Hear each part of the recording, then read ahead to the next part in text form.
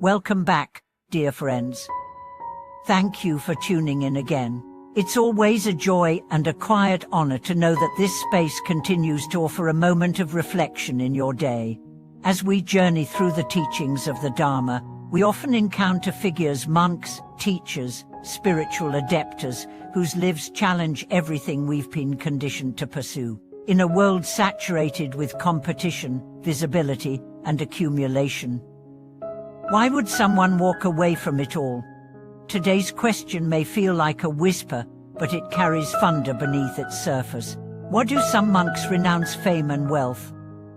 What does their silence teach us? We live in a time when attention is currency. Every platform urges you to speak louder, be seen, get noticed, expand your influence. And yet, quietly, away from the spotlight, there are those who walk the opposite path, not because they are failures in the worldly sense, but because they've tasted something deeper. In this video, we reflect on the life and teachings of Venerable Master Ji Korn, a monastic whose serenity became more powerful than any microphone, whose lack of ambition revealed a different kind of richness. We will not merely admire his choices, but ask, what do they mean for us? What happens when someone truly lets go, not in words, but in action? Let's begin. Imagine a monk living in a remote temple, nestled in the quiet folds of a mountain. No smartphone, no live treatise, no fundraising campaigns. Just the rhythm of morning bells, silent meditation, and simple meals shared with visiting pilgrims.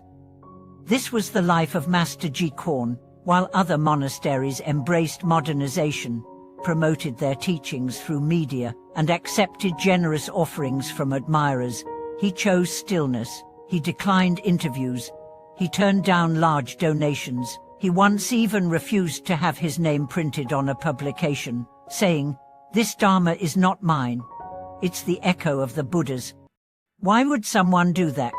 To understand, we must first understand the intoxicating nature of name and gain two forces that, even in spiritual circles, can be difficult to resist. Name refers to reputation, recognition, legacy. Gain refers to resources, wealth, advantages. Neither is inherently evil, but both have the capacity to trap the mind. In the Buddha's time, there were monks who gained great fame and fell. Their pride inflated. Their simplicity was lost. Their teachings, once luminous, became self-referential. Their followers turned into fans, their monasteries into empires. Master Ji Korn saw this clearly. He once said, "Her little fame can inspire, too much fame can destroy." When people praise you more than they reflect inwardly, you've become an obstacle, what a guide. That is a radical statement. And it reflects one of the core principles in Buddhist ethic. Renunciation is not about rejection. It's about freedom. When you renounce fame, it's not because you hate being known. It's because you no longer need to be known to feel worthy.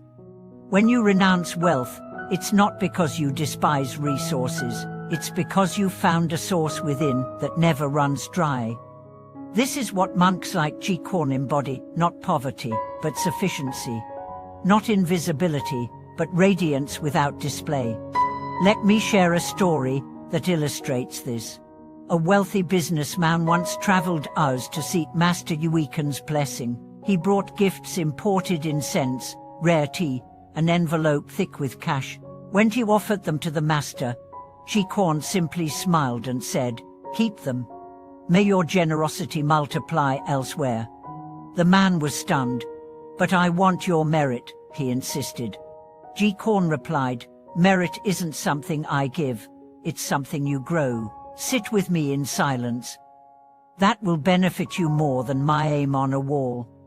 The businessman sat, for an hour. Oh words, just breath, birds, the creak of the wooden floor. When he rose to leave, tears filled his eyes. He said, "I came to get something. I'm leaving having lost something, my arrogance." This is what true teachers do. They strip us not of our dignity, but of our delusion. and their silence is not absence, it's presence without performance. Now ask yourself, why do we chase fame and wealth so relentlessly? Because we believe they protect us, that they validate us, that they ensure our survival.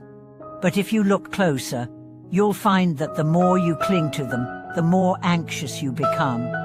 The fear of losing what you've gained, the pressure to maintain your image, the exhaustion of managing perception. It's a prison disguised as privilege. Master Yuikan's life shows us a different possibility, that peace is not the result of achievement, but of alignment, that true abundance is not measured in what we accumulate, but in what we can let go of.